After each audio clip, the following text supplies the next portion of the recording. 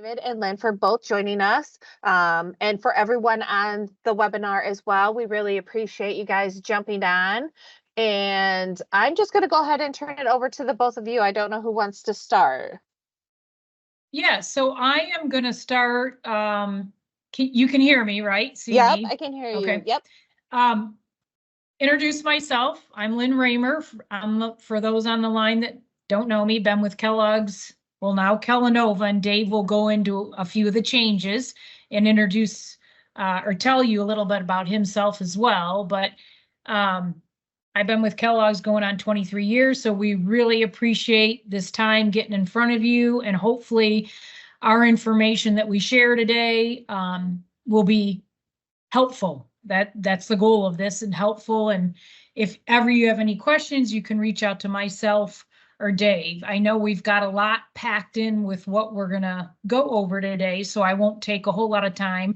We're going to leave some questions, answer time at the end, and then I've got one other thing I want to mention at the end. So without further ado, I'm going to turn it over to Dave and let him introduce himself, his background, and maybe touch on the few of the changes we've had as well. Sure. Well, Lynn, I would love to borrow your background because that's the perfect thing to talk about the changes. So I apologize for my kind of stark, boring background, but I'll try to be lively to make up for that. So thank you, Tori. Really appreciate the opportunity to be here today about one of my favorite subjects, which is talking about physical, emotional, and societal well-being.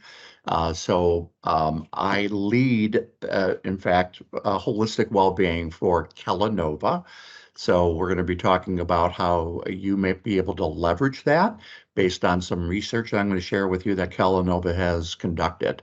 So that's basically the game plan today, with the hope of driving more participation in your school breakfast program.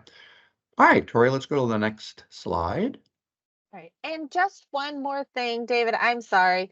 If you guys have any questions, everyone is muted, so you can type them in the chat, and then I will make sure that we get those answered for you.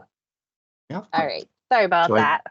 Yeah, no worries. So I'm the only speaker today. Disclosures, I work for Kellanova. So there we go. Awesome.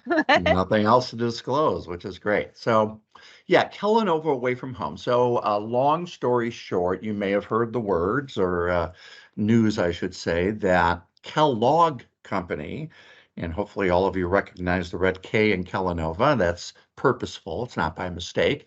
So Kellogg Company, back in October of last year, actually split into two different companies. One is WK Kellogg Co., and that is all of our cereal that's sold in North America. And then there is Kellanova, which is the company that both Lynn and Brian and I work for, which is everything outside of cereal. Now, it is a global company. It's not that we don't sell cereal anymore, but it's really internationally that cereal that we have out there and that's available. It's a little bit different than some of the brands perhaps that we sell in the United States.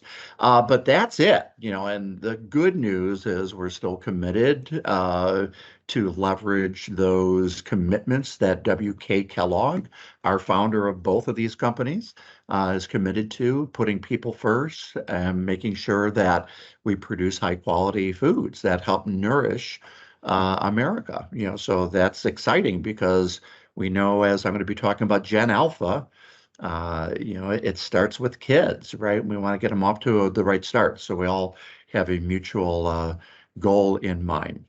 All right, so if you want to move to the next slide, and this kind of speaks to what we're about as an organization. We call our Better Days Promise. So I know a lot of you in your school districts that you're working for may have also external commitments around sustainability, around well-being. You may have local wellness policy, ED&I, guidelines, and also hunger. Obviously, you guys are on the front lines to make sure that we're getting kids well-nourished, because we know that well-nourished kids do better in school, have better attendance. I can go through all the FRAC stats, which I'll highlight some of those during our presentation today. So we also are very much committed to that, and you'll see that we're really proud to build on this Kellogg Company legacy of creating better days and feeding 4 billion people by the end of 2030. We've already reached that 3 billion um, uh, point and target that we've been striving for, which is exciting, and we're just going to keep the goal going here. So I'm going to kind of take one of those pillars, which is well-being, and talk about holistic well-being and about how you can leverage that in your school systems as well, hopefully again to drive participation. And I see all these waiting in the lobby, Tori, so I would imagine you're just going to go ahead and let everybody in, right? I Okay. am, yeah. I feel like I'm the host. I want to go ahead and, let I people know. in here. Yeah. Yeah, so if you want to go to the next slide, that would be great. Okay, so what is the agenda today? Well, we're going to talk about Gen Who or Gen Alpha, talk a little bit about some of the different common names that they have for this generation that is currently in your schools. As I mentioned before, we'll talk about holistic well-being, being physical, emotional, and societal well-being, and how does Gen Alpha respond to that, or what does it mean for them? Definitely going to talk about results and takeaways about this study that Kellanova launched looking at global school breakfast participation. So it's not just going to be what's happening in the United States, but is there something that we can learn from our countries abroad that have similar goals for nourishing kids in schools? And then I'm going to share a little bit from a top level culinary examples now, and I'm pleased to give recognition to our chef Una Septembre, who is our culinary expert and away from home, who developed a lot of great menu concepts that I'm going to kind of share with you at a top level. But if you're interested in knowing more about those, I'm a people connector and be happy to get Chef Una connected with you to talk about how you might be able to implement those. So let's go to the next slide. So here are some real life examples. So, that looks like a large empanada on the left. It's actually a scone. And Chef Una is actually from the great UK. So she's going to, she's provided some great examples about how do you take some of these global flavors as recognizing that the diversity of your school population is growing and becoming more diversified. So how do we take maybe those global flavors, translate them into familiar food formats, or introduce new and exciting food formats? So I'll chat a little bit about that today as well. All right, next slide. Okay, Gen Who? Gen Alpha, Gen C, Gen Glass. What do you think Gen C stands for? You already know that Gen Alpha is a popular term out there for this group that's currently in your schools. What do you think Gen C means? Well, if anybody in the chat has ventured to guess and you said Gen COVID, you would be absolutely right. Ironically, not that ironically that I have three daughters. Ironically, my youngest daughter, who's become a registered dietitian, but during her internship program, she actually did a stint for her school food service rotation in a private school. And it was interesting because, as you know, there are definitely some guardrails that we have to follow in public schools. Of course, we've got some waivers, right, during COVID that loosened up some of those guidelines. But boy, I was really surprised to hear about how loose the guidelines were at the private school. I mean, they were ordering from Jimmy John's, anything they could get in there, right? Because of supply chain and, just getting food into mouths in schools was really a challenge.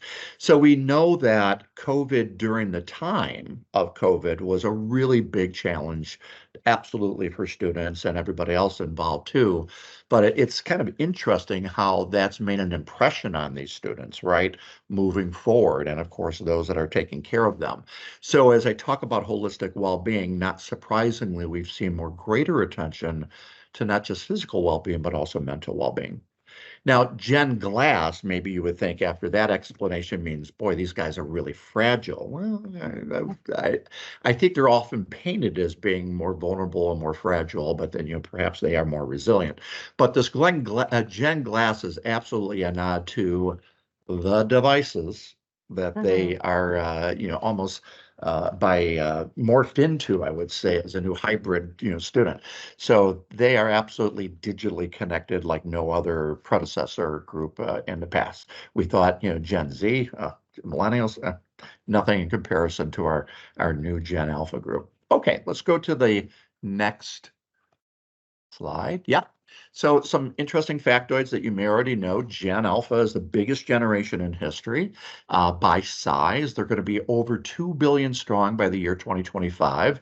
We've already talked a little about their technology prowess. But I think the other aspect of this too, which I'm sure has become very apparent, is absolutely the most racially and ethnically diverse group ever. And I think that's opportunity for operators and trying to get them to participate in your programs when we can lean into that. And then, of course, climate concern, they're engaged, they're concerned about that. And we see that in some of their purchase decisions. They want to know more about companies. What are you doing to support the climate? Do you have sustainability goals? So that's become more important to this group than I would say their predecessors. And as I already alluded earlier, mental health is definitely a big, important aspect for them. Let's go to the next slide. Yeah, so some of their aspirations, you think about from a career standpoint, they want to do something that helps give back to society. So not surprisingly, more interest in becoming nurses, paramedics, physicians, social workers, anything that they can do to help kind of support their fellow man and woman is going to be important to them. They want a career that also brings in the glass, right? That technology. And they also want a career that helps with saving the planet. Sustainability is not just a nice to have, it is a must have for this generation. Let's go to the next slide. So how are they doing physically, emotionally, and societally? And let's go to the next slide. Well, we've got some challenges there on the physical well-being. We haven't really moved the needle much in obesity. So there are more adolescents now that are being diagnosed with obesity, 1 in 5 adolescents. And of course, not surprisingly, a lot of that kind of spurs on more exposure to chronic disease and diagnosis of things that we typically thought were adult diseases, diabetes, right? Heart disease. It's just amazing. So, we have a vested interest in making sure that we continue to try to support physical well-being of our students. Unfortunately, I think back when I was a kid, and I remember my sister would bring in pictures of, the lady that was smoking a cigarette and saying, gee, this is not glamorous looking, and the black lungs and all that stuff too. And then I found her smoking in the alley in the back, a little bit hypocritical. But, you would think like, God, everybody got the memo already. Stop smoking. Smoking is bad. Vaping is not so good for you. Unfortunately, there's still an appeal for using tobacco products. And offsetting all of that, not offsetting that, is unfortunately the lack of physical activity. And we see that becoming even more challenging getting into middle school and high school years, and decreased physical activity programs and access to exercise equipment. It's really, really become a big problem. So 1 in 4 children in grades 4 through 12 are just simply not meeting that 30 minutes of physical activity a day. Okay, let's go to the next slide. This is why I don't get invited to parties. I feel like I'm Mr. Gloom and Doom here.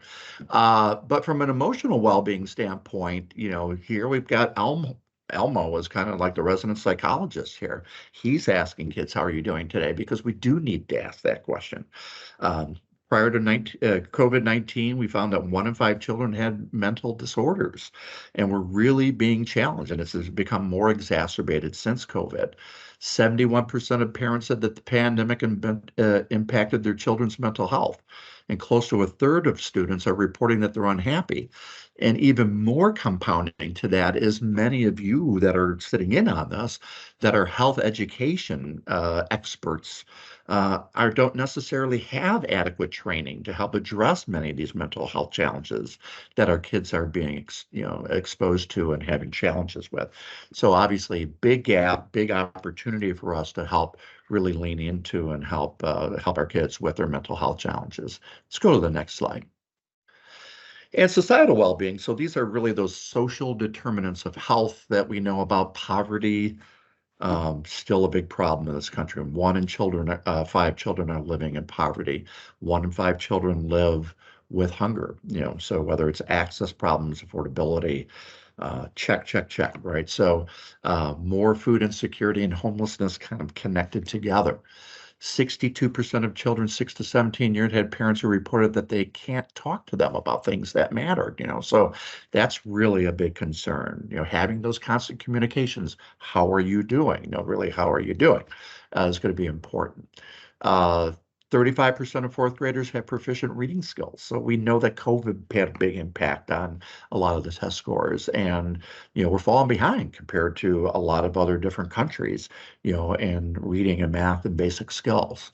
And again, being treated for those mental health challenges also has been a big challenge. So physically, emotionally, societally, we've got to roll up our sleeves and we've got some challenges before ourselves. Let's go to the next slide. So, can school breakfast help? Here's the positive. Your school breakfast programs, I always say, is the best kept secret out there. Those stakeholders that influence whether children participate in your program are really those target audiences that we need to reach. And who are those stakeholders? It's teachers, it's the janitor, it's the administrators, it is people that live in the community where you do your good work. I would say we need to do a better job of reaching out to them and getting them to support and drive people into your program. The local physician should have a prescription pad that says, please participate in the school breakfast program. I can get an amen on that. We just obviously got to get more people involved here, right? So FRAC, which is the Food Research and Action Center, hopefully all of you are familiar with them, but that's great organization that you can get lots of materials, has lots of great stats. And I would suggest, and in fact, Lynn and I are going to be at the annual nutrition conference, SNA annual nutrition conference, and I'm thrilled to say that we're going to be presenting with the school operator as well as our friends at Action for Healthy Kids. And we're going to talk about marketing tools, like how do you develop a letter to parents to get them more excited about what you're offering? How do you brag with pride about the things that you're doing? And maybe having kids-inspired menus that are being created from direct input from kids, right? Those consumers.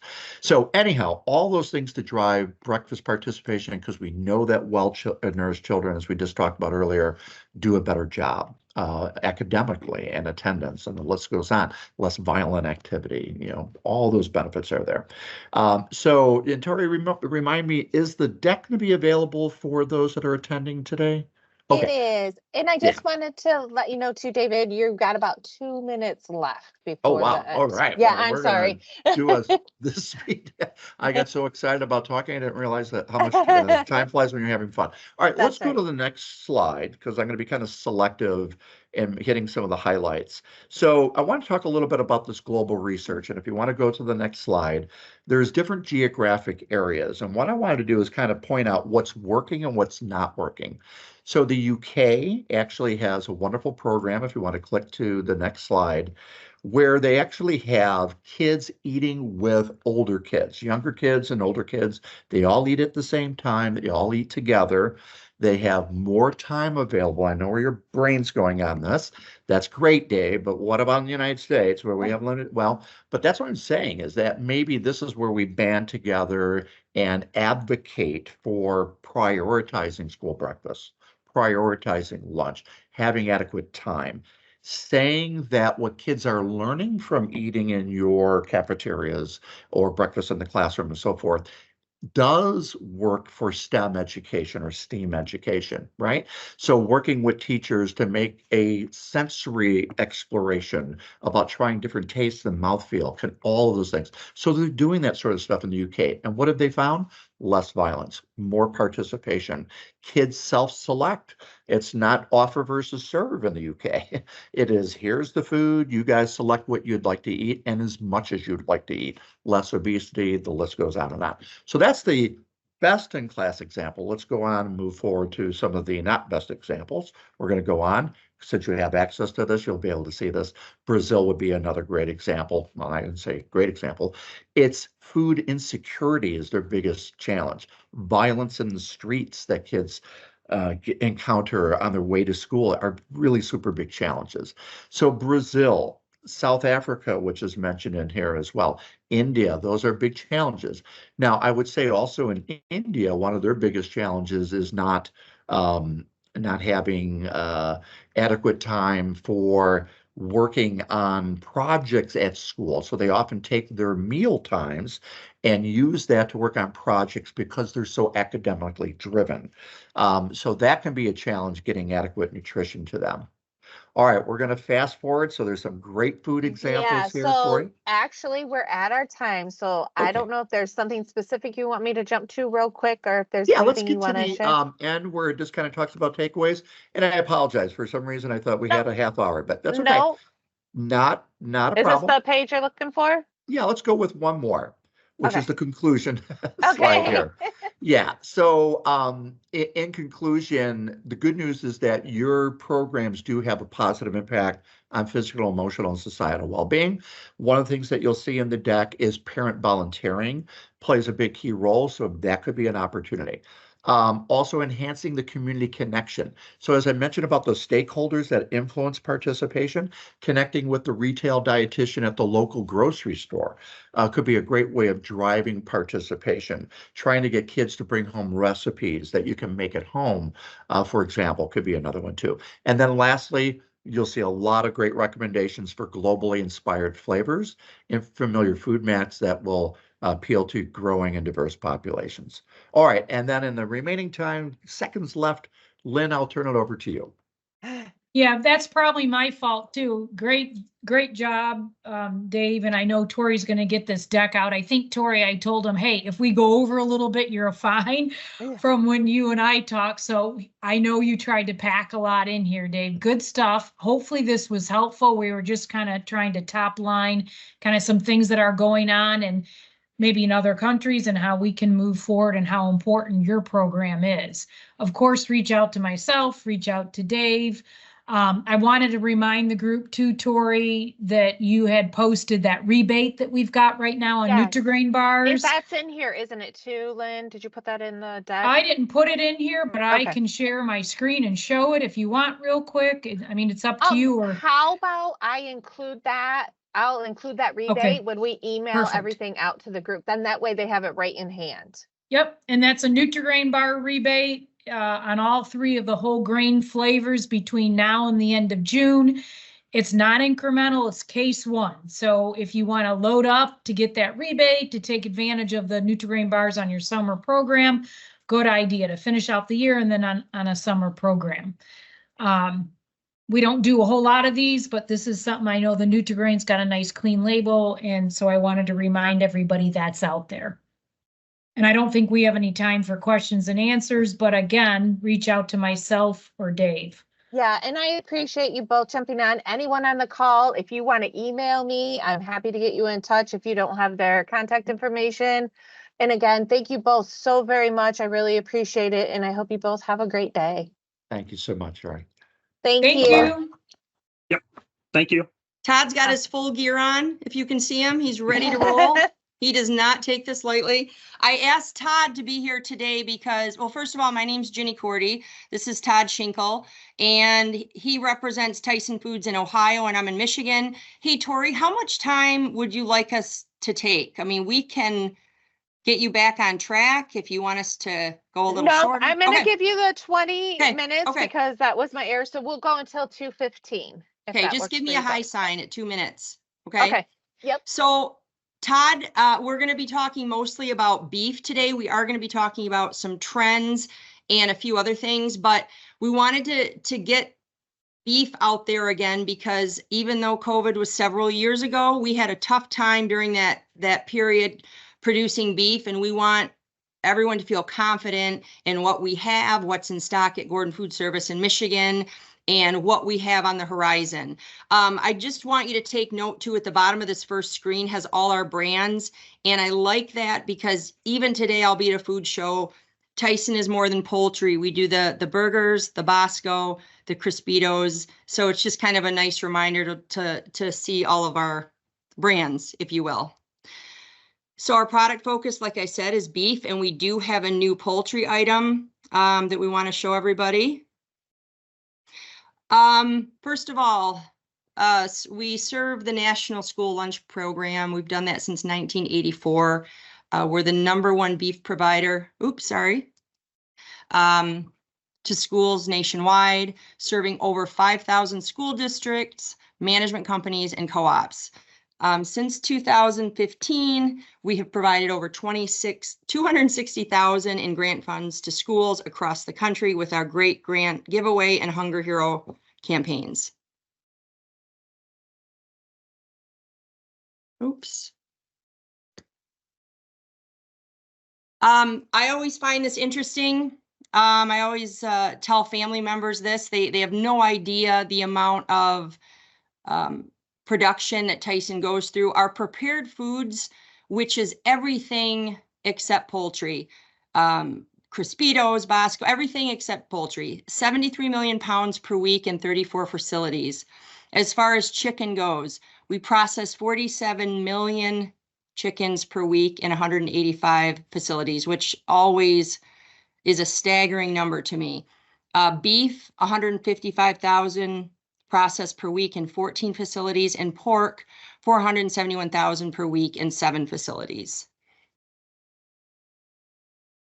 So we're going to go through the beef category, and if I didn't already say this, I had Todd join me because if I forget anything, he will surely jump in. He worked at our Cincinnati beef plant for 18 years in R&D, and he knows more than most on our beef category and our beef products. So I'm going to have him jump in as he sees fit. Right, Todd? Yep, I'm here. So just a quick overview. The U.S. has 8% of the world's cattle and produces 21% of the world's beef. The U.S. is the largest importer of beef globally. 80% of the beef imported into the U.S. comes from Canada, Australia, and New Zealand, and it's mainly used for lean grinding beef for fast food burgers. The Buy American guidelines, I did not know this, I found this interesting, but commodity beef SKUs are required to utilize 100% domestic raised beef, and commercial beef SKUs are required to have at least half, 51% of domestic raised beef. And did you know that all cattle are grass-fed? I know we've all been to the store and see how big it is to have grass-fed only on the beef you buy. And it is a positive. I particularly like a product with the grain finishing. It has a little more flavor, more marbling. And the main reason we do that is it adds weight faster to the cattle. But grass-fed only, as you know, is a big thing right now, and those are the differences. So just to talk about the differences in hamburgers versus chopped beef steak versus patties, and this will be nice as a reference.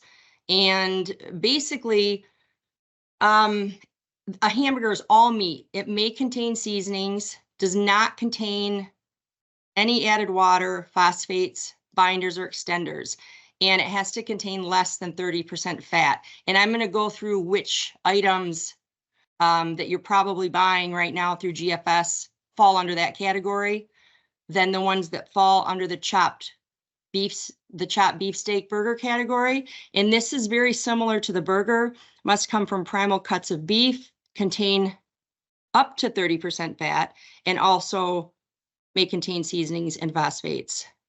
The patty, as soon as you add water to the meat, it is a patty.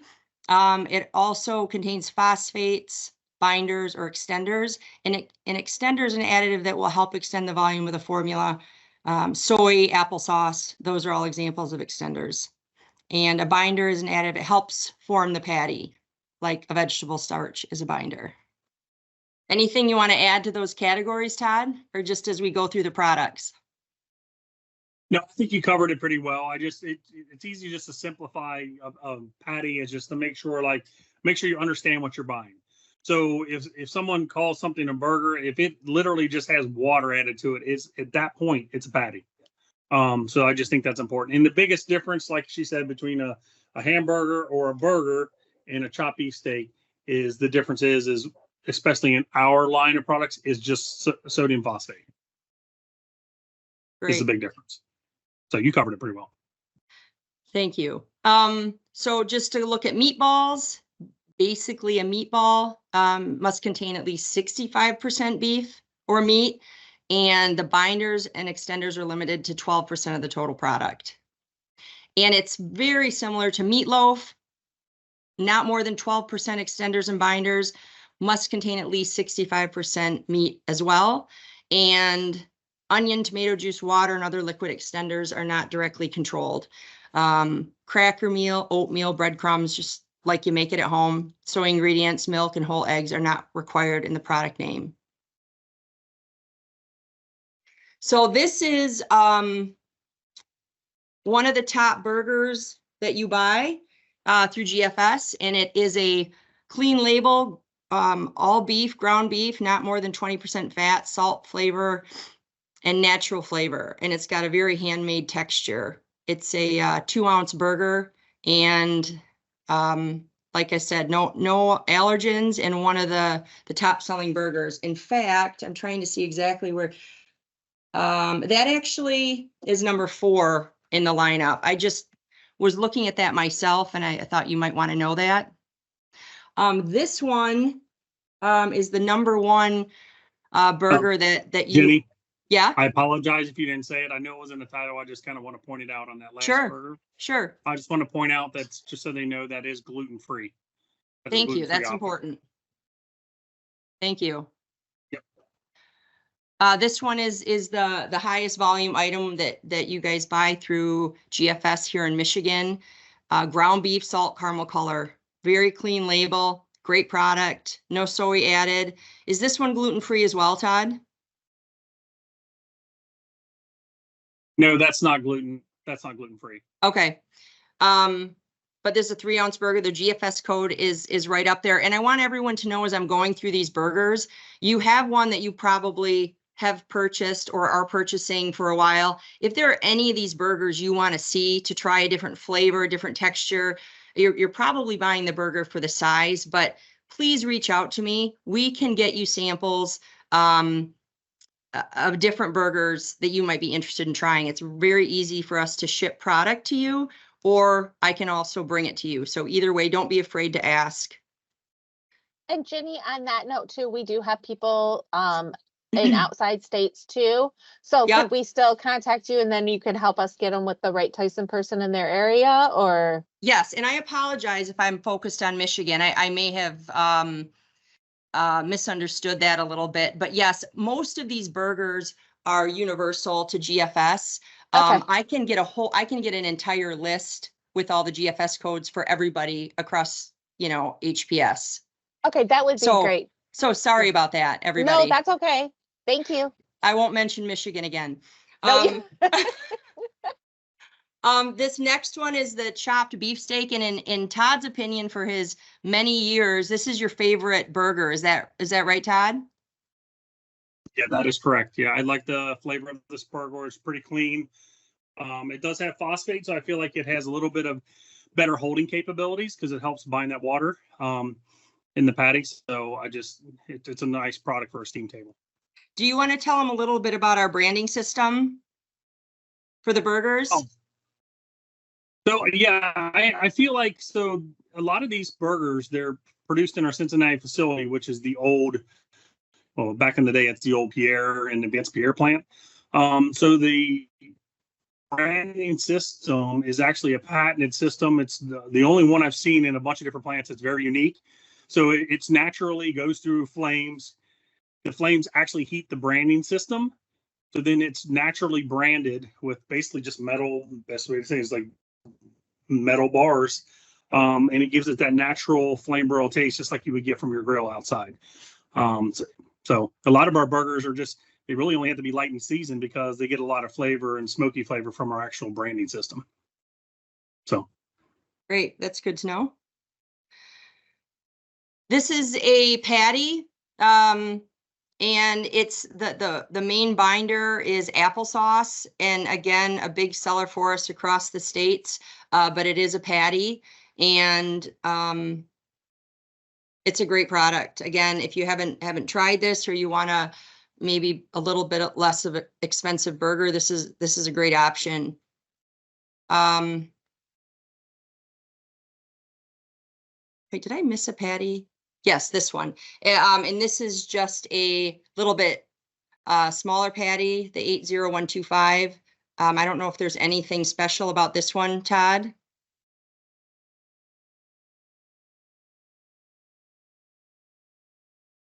No? Did I lose you? So this one has a half. Can you hear me? It seems like. Yep, I can hear you now. Cutting in and out. Okay. So basically, this one has a natural flavor built into it. So it's going to have a little bit of that butane flavor to it that you get, like a little bit of a gassy flavor. So it's kind of nice. Adds another depth to this patty.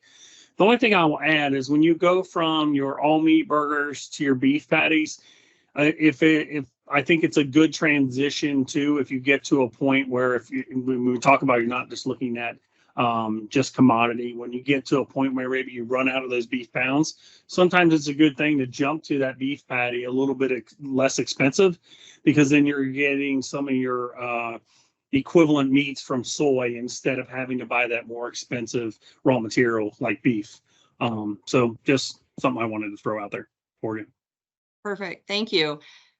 The cheeseburger meatloaf has been a great seller for many years. And again, I want to refer to Todd on this one because he developed this product, and it's been around for a long time. We have a lot of schools that market it as their mascot burger because it is a unique product and a unique flavor, and we still do very well with it. And I'm going to let Todd tell you a little bit about how we came up with this and what it is.